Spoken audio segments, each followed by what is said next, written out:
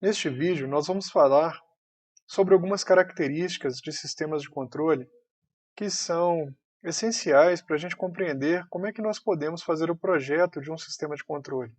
São conceitos muito importantes e eles vão ser recorrentes ao longo do curso de Engenharia de Controle. Nós podemos pensar que um sistema de controle típico tem essa estrutura mostrada na figura. Nessa estrutura, nós conseguimos ver alguns subsistemas. O primeiro subsistema aqui é o controlador, né? E um outro subsistema aqui é o medidor, né?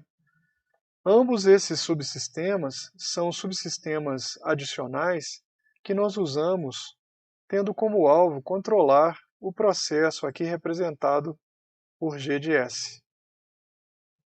Quando nós, então, a partir de uma medição de uma variável de interesse, né, a saída, nós não temos acesso a ela diretamente, nós temos acesso somente à variável medida, né, a saída do medidor, que efetivamente temos acesso, e comparamos com um valor desejado para essa variável controlada, é que o nosso controlador, então, a partir dessa diferença entre o desejado e aquilo que foi medido, calcula uma ação de controle, manipula a variável que influencia o processo que nós queremos controlar, de forma que a sua saída siga um perfil desejado, né, ou alcance um valor desejado.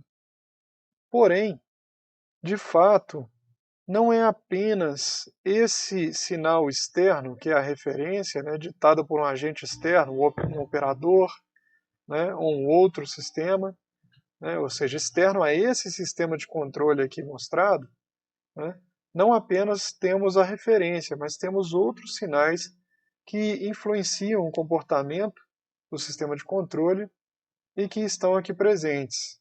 Né, sinais de perturbação, então aqui é um sinal de perturbação, e aqui um sinal de ruído de medição. Então vejam que esse sinal de perturbação, que se soma à ação do controlador, nesse ponto, produz então um resultado, né, como resultado, uma perturbação, um distúrbio que vai afetar o funcionamento ou a evolução temporal do processo que nós queremos controlar. Né? Aqui nós estamos representando esse sinal de perturbação como sendo uma perturbação na entrada do processo. Então vamos imaginar que o nosso processo a ser controlado seja um forno de padaria e que a variável que nós podemos manipular aqui na entrada do processo é a vazão de gás para o queimador desse forno de padaria. A variável na qual nós estamos interessados, a nossa variável controlada, é a temperatura. Então vamos colocar algumas grandezas aqui para nos ajudar a entender. Então imaginem que eu tenho aqui uma vazão em metros cúbicos por segundo, uma vazão volumétrica de gás, e a variável controlada é a temperatura em graus centígrados. O nosso controlador, então, ele tem que ser um subsistema que irá variar a vazão de gás. Né? Mas suponham que exista um vazamento de gás que não havia sido contemplado, né, originalmente, algo que é uma falha realmente, algo que não foi projetado. Esse vazamento de gás pode ser representado como esse sinal de perturbação na entrada do processo. Então, apesar de o controlador comandar uma certa vazão de gás em metros cúbicos por segundo, né, o sinal que aqui chega, também em metros cúbicos por segundo, vai representar um distúrbio que vai mudar o valor que efetivamente vai chegar até o forno para produzir, né, uma evolução da temperatura conforme desejado. Então, por exemplo, só para a gente dar alguns valores, suponha que o controlador tenha conseguido abrir uma válvula de forma a garantir a passagem de 10 metros cúbicos por segundo, mas o sinal de perturbação na entrada, esse vazamento de gás, faz com que nós percamos metro cúbico por segundo. Então esse sinal aqui é um sinal menos 1, certo? Então o que chega no processo de fato é 9, ao invés de chegar 10. Ou seja, num sistema de controle, nós temos que prever esse tipo de situação não ideal, né? E um aspecto muito interessante, muito poderoso dos sistemas de controle malha fechada, é que eles são muito mais resilientes, né, a essas perturbações e distúrbios, justamente porque se menos gás chegar ao forno devido a essa perturbação, a temperatura também final será menor, muito provavelmente. Mas como nós estamos medindo isso o tempo todo e comparando com o valor desejado, nós podemos tomar uma ação de controle que compensará, de alguma forma, o efeito que essa perturbação tem sobre a variável controlada. Uma outra fonte de distúrbio muito importante é o ruído de medição, extremamente importante, porque vejam, as ações que esse sistema automático aqui, que é o controlador, esse mecanismo que nós introduzimos para automaticamente controlar o nosso processo, as ações que ele realiza são todas baseadas no resultado da medição. Então, se eu estiver medindo uma certa temperatura, digamos, de 200 graus centígrados, mas infelizmente existe um sinal, um sinal de ruído que soma a esse valor uma certa quantidade, suponhamos que seja 10 graus centígrados, um valor constante, né? E eu estou desejando controlar o forno de maneira que a temperatura fique em 200 graus centígrados, o que vai alcançar essa comparação é o valor 210. 200 menos 210, isso vai indicar um erro de menos 10 graus, erro, na verdade, que não existe, né? Não é um erro de fato entre a referência e o valor medido, né? Ele só apareceu devido a introdução dessa falha, desse distúrbio, desse ruído, certo? E esse erro, então, vai indicar, né, para o controlador que a temperatura está maior, né, 10 graus acima do que deveria. Então, o controlador erroneamente pode diminuir a vazão de gás para o forno, de maneira a levar a temperatura a diminuir até que ela alcance, por exemplo, 190 graus, diferente do valor de 200 graus desejado. Só que, devido a esse ruído aqui representado como sinal constante, né, o controlador vai entender nessa situação, né, quando a temperatura chegar a 190, que conseguiu, né, alcançar o objetivo de manter a temperatura 200 graus centígrados. Qual que é o problema aqui? Claramente é que esse sistema, que é o controlador, está usando informações equivocadas, né? Ele está sofrendo com desinformação, uma coisa que nos atinge tremendamente nos tempos atuais, né? E todos sabemos dos efeitos nefastos da desinformação, né? Quando nós recebemos informação errada. Então, o ruído, ele representa essa informação errada. Na maioria das vezes, o ruído é um sinal de alta frequência e não um sinal constante, como eu ilustrei aqui. Eu usei um sinal constante apenas para fins didáticos, né? E pode também acontecer de aparecer um sinal constante, mas essa realmente é a pior situação possível, né? O mais comum de se encontrar na prática são sinais de ruído que se devem a interferências eletromagnéticas, né? Uma vez que nós temos muitas fontes de interferência na atualidade, né? Praticamente todos os nossos equipamentos são eletroeletrônicos, produzindo campos eletromagnéticos variantes no tempo, né? E isso então introduz nos instrumentos, nos medidores, sempre alguma flutuação. Flutuação essa, em geral, de alta frequência quando comparado com a variação da variável controlada. Pense nesse caso, né? Estamos controlando a temperatura de um forno de padaria, né?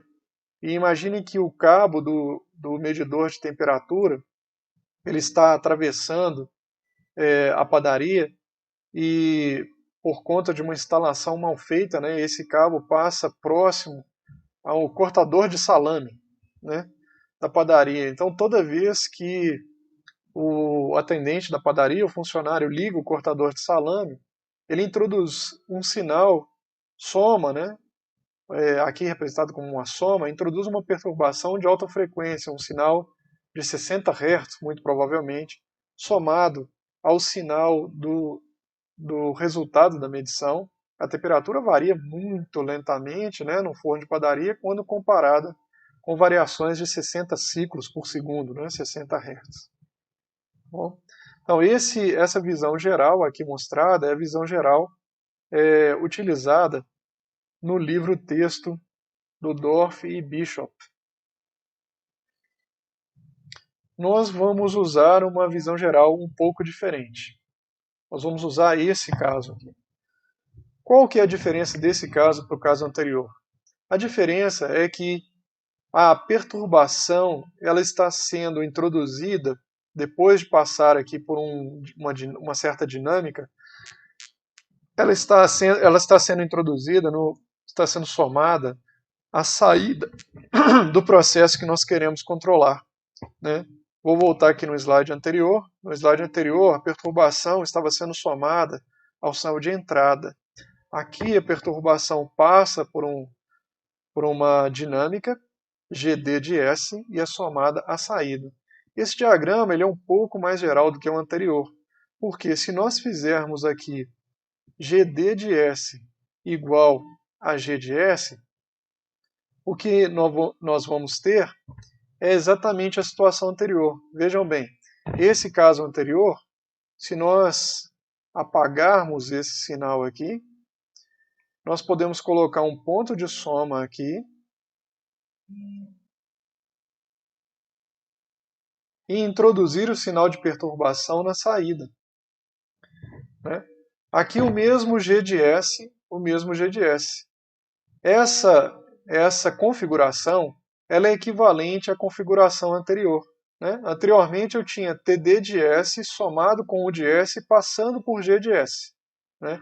Então isso produzia nessa saída da planta Y de S era igual a G de S, que multiplicava a soma de U mais TD. E agora nós temos simplesmente G de S vezes U mais G de S vezes TD. Então é exatamente o mesmo resultado, né? Que é o que a gente obtém nesse diagrama aqui quando trocamos GD de S por G de S, né? Ao colocarmos GD de S, nós permitimos outras situações. Por exemplo, imagine que no controle do nosso forno de padaria, novamente, lembrem-se, né, aqui representado como G de S, suponham que, ao invés de ter um vazamento de gás, o que ocorre em relação a mudanças de temperatura do forno, que não são aquelas controladas por nós, por meio da manipulação da vazão de gás de entrada. Por exemplo, um exemplo de como isso pode acontecer é a abertura da porta do forno pelo padeiro, para tirar ou colocar uma fornada de pão, né? Então a gente pode dizer que o ângulo de abertura da porta do forno é uma perturbação. Mas novamente, lembrem-se, a nossa variável de saída, a nossa variável controlada, a nossa variável que nos interessa é a temperatura em graus centígrados, né? Então significa que nesse ponto aqui de soma eu tenho que ter graus centígrados também. Entretanto, se a minha perturbação for abertura do forno, como é que essa abertura em graus se transforma, né, vamos dizer assim, em uma variação de temperatura? É claro que a gente tem que pensar a física desse processo, né? Para um certo ângulo de abertura da porta do forno, eu terei uma certa área associada de fluxo de calor para o ambiente, né? Então, essa área associada mais o volume de ar associado, né, a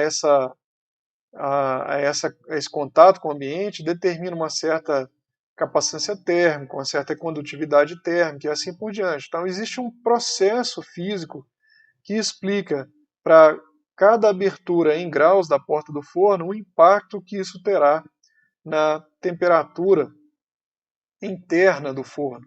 E é isso que significa esse acoplamento, essa função de transferência que representa o acoplamento da perturbação à saída, né? E novamente nós temos os outros sistemas aqui, continuam os mesmos, né? O nosso controlador que nós queremos aprender a projetar, e aqui o nosso medidor, né? O nosso instrumento de medição usado para medir a variável de interesse e produzir a saída medida, né? Uma coisa também muito importante, que nós já falamos antes, e estou apenas salientando, temos acesso, né, do ponto de vista de projeto de um sistema de controle, precisamos lembrar que o controlador tem acesso somente a essa saída medida contaminada por esse ruído, né? Essa é uma realidade, nós não temos acesso a essa variável que nós queremos controlar diretamente.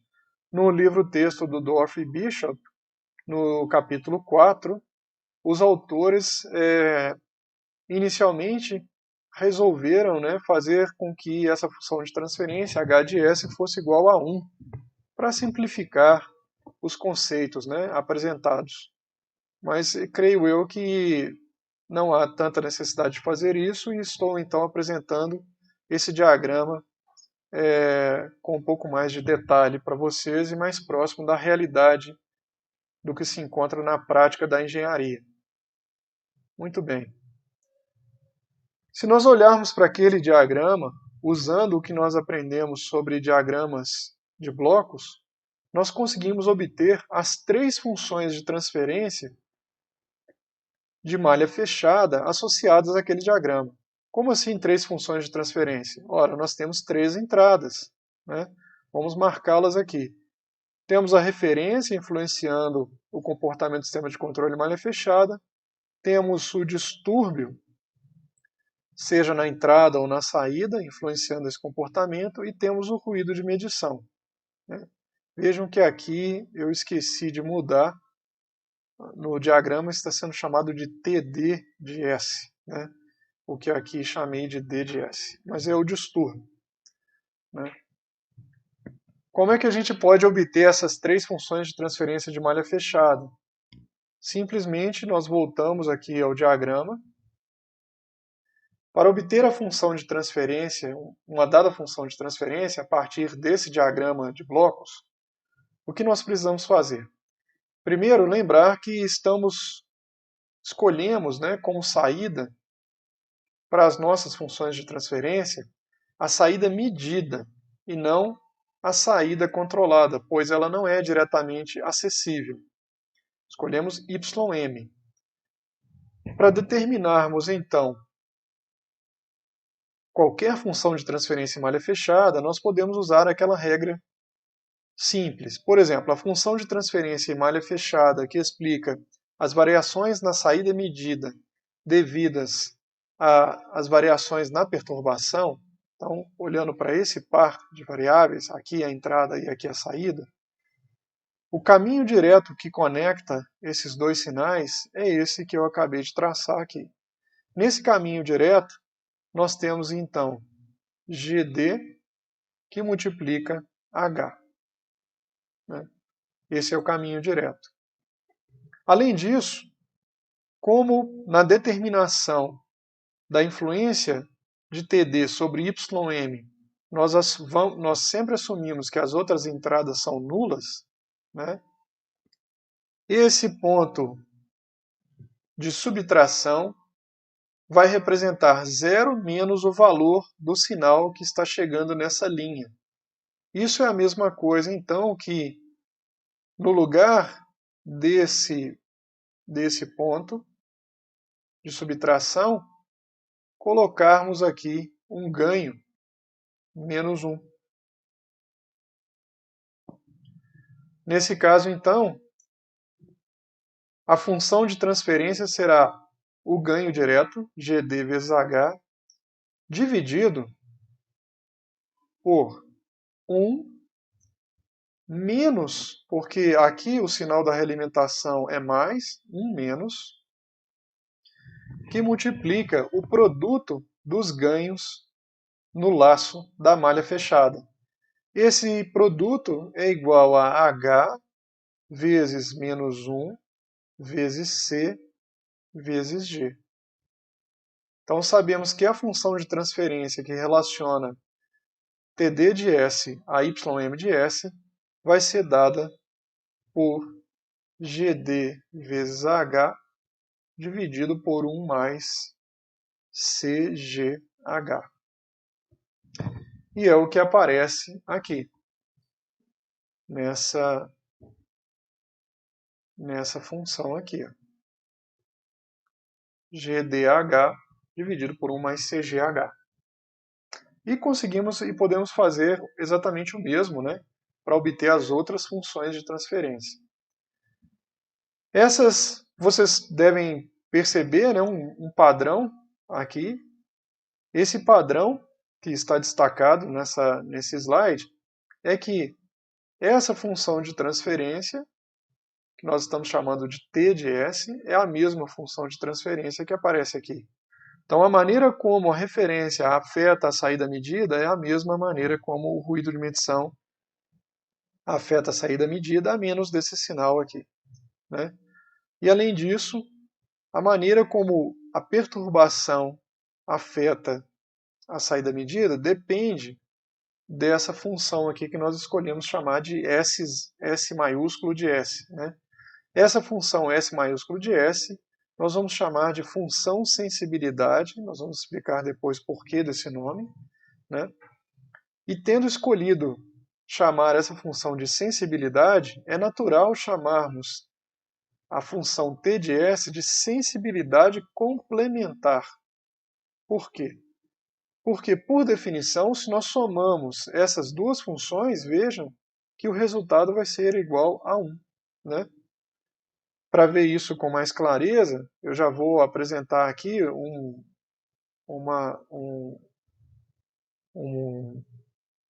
a definição do ganho do laço. Nós vamos chamar de ganho do laço, né? O produto C vezes G vezes AH. Né? Então, é o produto do laço, sem considerar o sinal de realimentação, CGH. Né? Então, vejam que essa função S de S, ela é de fato, a função sensibilidade, ela pode ser escrita como 1 sobre 1 mais L de S. E a função sensibilidade complementar pode ser escrita como L sobre 1 mais L de S. Portanto, se nós somarmos as duas, é claro que teremos como resultado 1. Né? Então, ou seja, T de S é igual a 1 menos S de S. Daí o nome sensibilidade complementar. Né? E basicamente isso que eu acabei de explicar é o que está colocado aqui nesse nesse slide, desculpa. Né? Então, L de S é o ganho do laço, né? E aqui nós temos as funções sensibilidade e sensibilidade complementar, né? Associadas à referência, ao distúrbio na saída, aqui no caso, né? E ao ruído de medição. Uma variável muito importante, que é uma variável com a qual nós vamos determinar se o desempenho do sistema de controle de malha fechada está sendo adequado ou não. Essa variável é a diferença entre a referência e a saída do medidor, a variável medida. Né? Vejam, essa variável ela não aparece no diagrama anterior, né? Não está presente no diagrama anterior. Notem que, aqui no diagrama anterior, o que nós temos é o sinal de referência que é subtraído não do sinal medido, YM, mas da soma entre o sinal medido e o ruído de medição. Ou seja, por isso, aqui eu usei E chapéu de S. E chapéu de S é igual a R menos a soma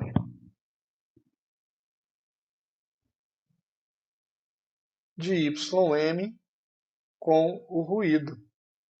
Ora, isso é diferente de R menos YM, que nós acabamos de definir como sendo a variável que é realmente do nosso interesse no contexto de avaliação de desempenho, né?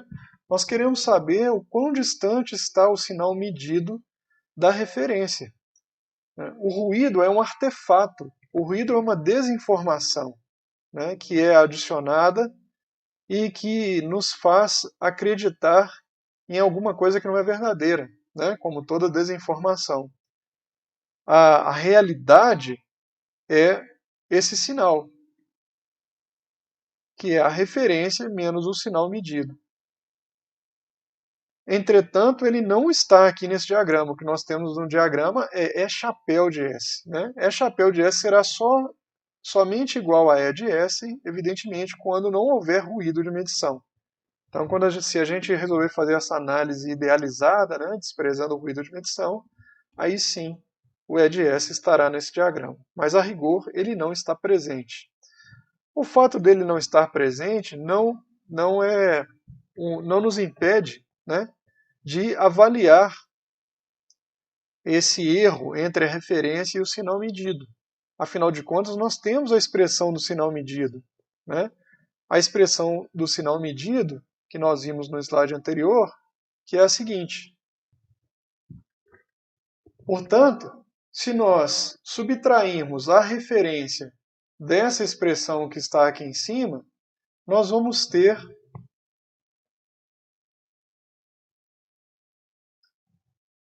essa expressão final, que é exatamente, né, o que está a expressão que está aqui. Reconhecendo que 1 menos t de S é igual a S de S. Né? 1 menos a função sensibilidade complementar é igual a função sensibilidade.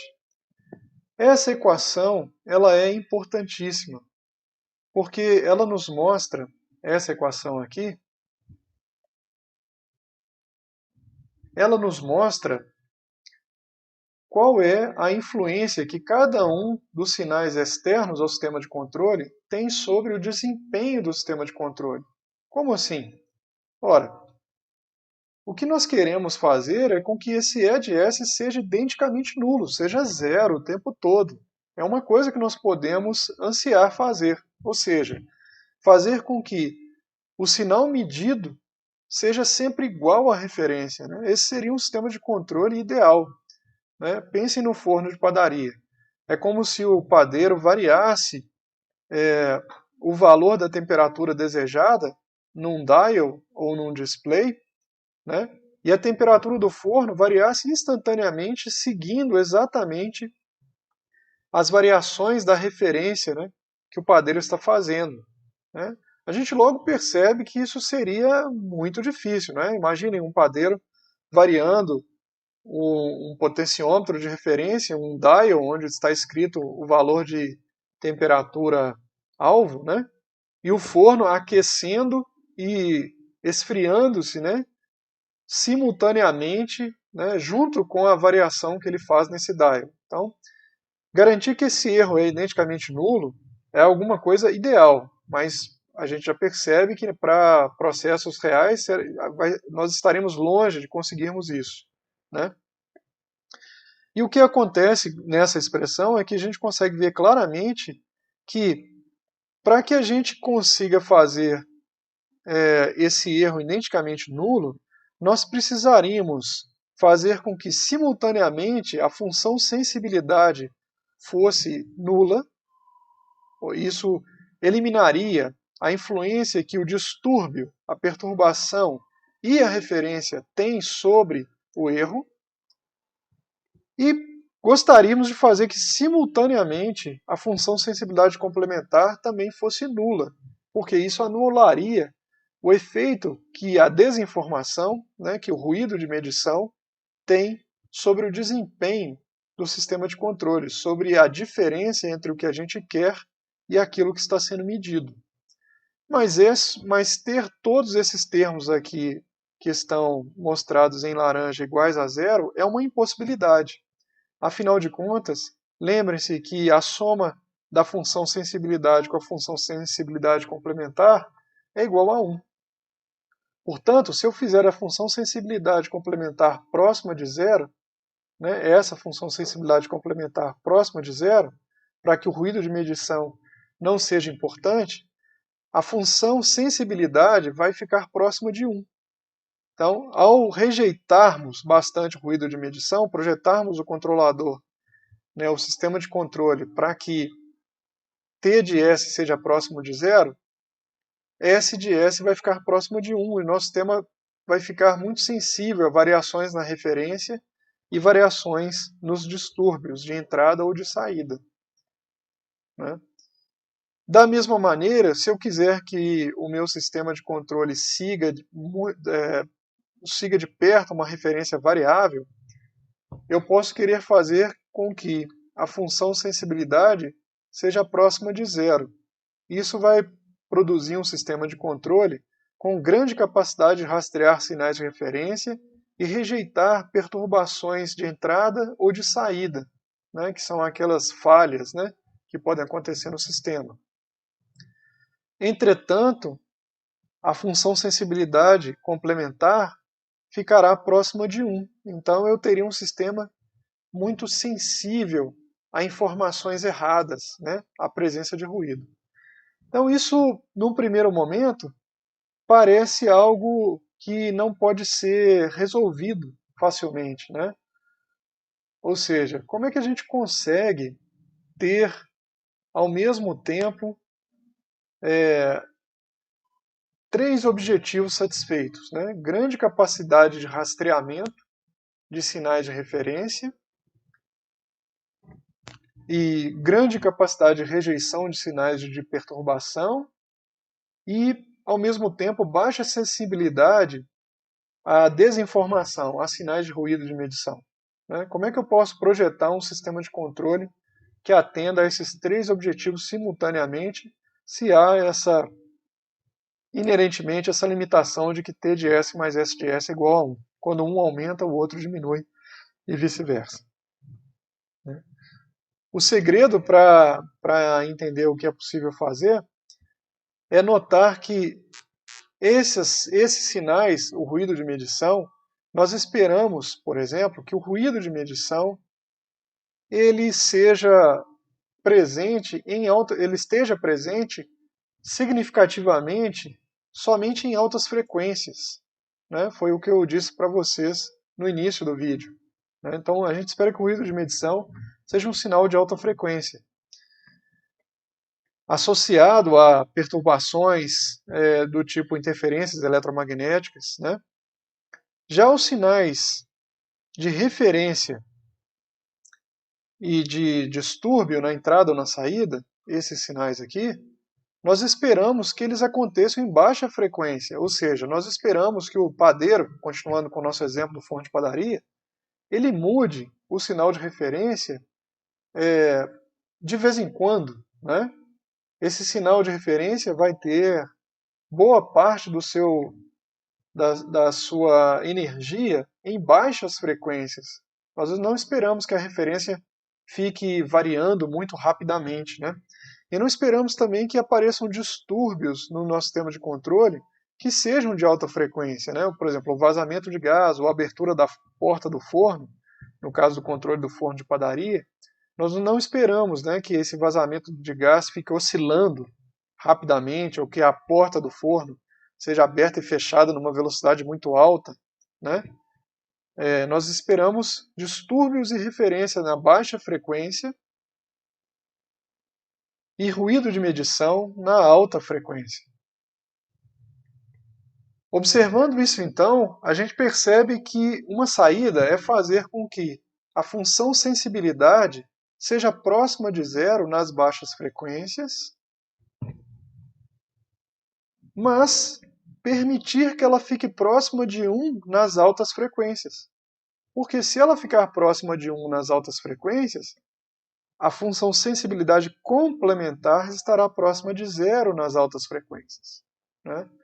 Então a gente percebe que o caminho é fazer alguma coisa, projetar o nosso sistema de controle de maneira tal que a função sensibilidade ela seja próxima de 0 nas baixas frequências e seja próxima de 1 nas altas frequências. E é assim que a gente pode, então, pensar em projetar o nosso controlador.